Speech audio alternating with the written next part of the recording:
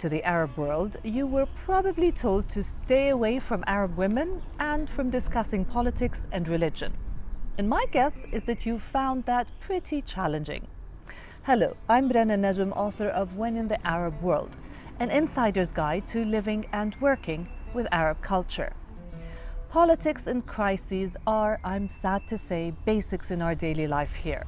As a wonderful former foreign minister from Jordan once said, we wake up in the morning and say, Lord, give us our daily crisis, but please make it manageable.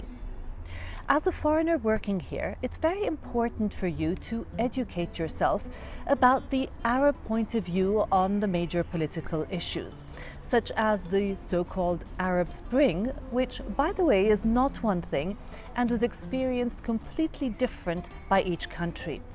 The war on Iraq and the devastating regional consequences that are still unfolding until today. And of course, the longest ongoing conflict in the history of the world, the Israeli occupation of Palestine. We grew up listening to the stories told to us by our parents and grandparents of how life was before the ill-fated Balfour Declaration and the Nakba, the catastrophe of 1948 and the Six-Day War of 1967. Palestinians fled their homes believing that they will be gone for only a few weeks and that they will return to their homes when it was safe again. Generations have held on to their house keys as lasting symbols of their desired right of return. And of course, lest we forget the whole issue of terrorism and the militant terrorist groups that have hijacked Islam and created a huge rift between the Arabs and the rest of the world. When in the Arab world, you will hear strong arguments that these murderers have nothing to do with Islam, that they are a threat to the safety and security of the Arab countries, and that they were created by the United States' foreign policies and interference in the Arab world. You'll also hear that the Arabs do not hate the American people.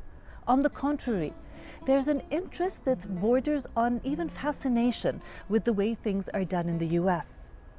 But you will also hear strong concerns about the Western government's policies that are perceived to be blatant attempts to break up the Arab world and control its resources.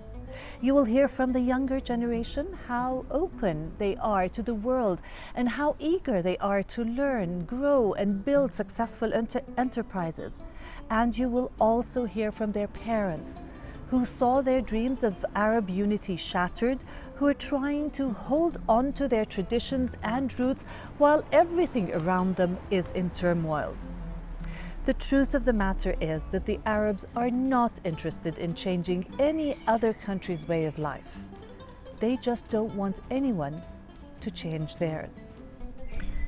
If you want to learn more, make sure you pick up a copy of the book, which is available on Amazon and in audio version, and check out all the other videos on the YouTube channel, like and subscribe.